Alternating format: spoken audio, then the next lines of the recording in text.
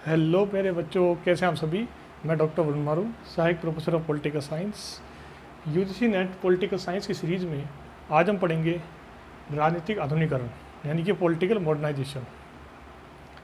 इसका विकास, ये तुलनात्मक राजनीति की एक महत्वपूर्ण टॉपिक है। कंपेटिटिव पॉलिटिक्स का एक महत्वपूर्ण टॉपिक है। ठीक है, तुलनात्मक राजनीति के क्षेत्र में राजनीतिक आधुनिकरण का विकास यूरोप में हुआ, फिर हुआ एशिया में, फिर हुआ लैटिन अमेरिका में।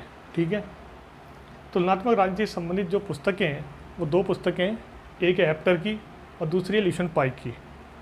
एप्टर की पुस्तक का नाम है द पॉलिटिक्स ऑफ मॉडर्नाइजेशन, जो कि 1965 में लिखी गई, और दूसरी पुस्तक है ल्यूशन पाइक की, जो है कम्युनिकेशन एंड पॉलिटिकल डेवलपमेंट, जो कि 1967 में लिखी गई। राजनीतिक आधुनिकरण का मतलब है नवीन राजनीतिक प्रयोग, पद्धतियाँ और संस्थाएँ।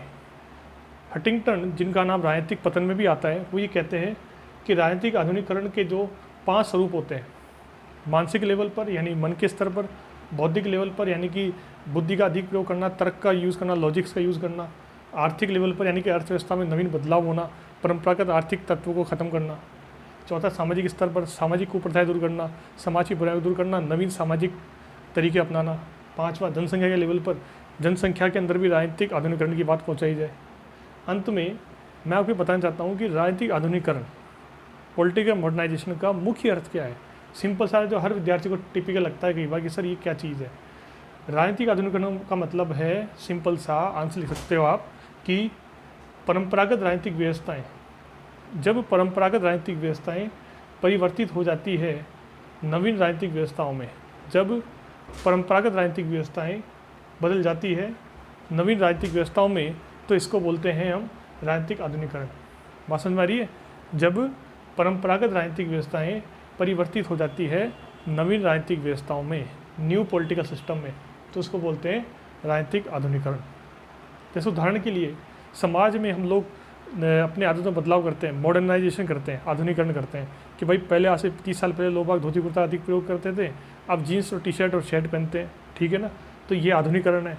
तो ऐसी राजनीति में भी आधुनिकरण है, यानी कि परंपरागत जो राजनीतिक संस्था व्यवस्था है वो चेंज होकर आधुनिक राजनीतिक व्यवस्था हो जाए। उदाहरण के लिए, आज से 100 साल पहले तक, 50 साल पहले तक राजतंत्र था, परंपरागत राजनीतिक व्यवस्था थी, राजा, फिर खत्म होगा उसका बेटा, फिर उसका बेटा राजा बनेगा। ठीक है, लेकिन जब चेंज हुआ, बदलाव हुआ, क्रांतियाँ हुई, तब लोकतंत्र की स्थापना हुई, तब डेमोक्रेसी आया और जनता का शासन आ गया। और जैसे ही जनता की संप्रभुता बढ़ी, जनता का शासन आया, लोकतंत्र की स्थापना हो गई और राजनीतिक व्यवस्था बदलाव हो गया। इसको बोलते हैं राजनीतिक आधुनिकरण। अब हो सकता है लोग लोकतंत्र से कुछ परेशान हो जाएं, इसके करप्शन से, इसकी प्रॉब्लम से, और कुलीन तंत्र की स्थापना हो जाए, फिर से नया कुछ तंत्र स्थापित हो जाए एक बार। तो क्योंकि राजनीतिक व्यवस्था बदलाव होता रहता है, परिवर्तन प्रकृति का नियम है। ठीक है, तो ये परिवर्तन जो है ये राजनीतिक व्यवस्था में होता है।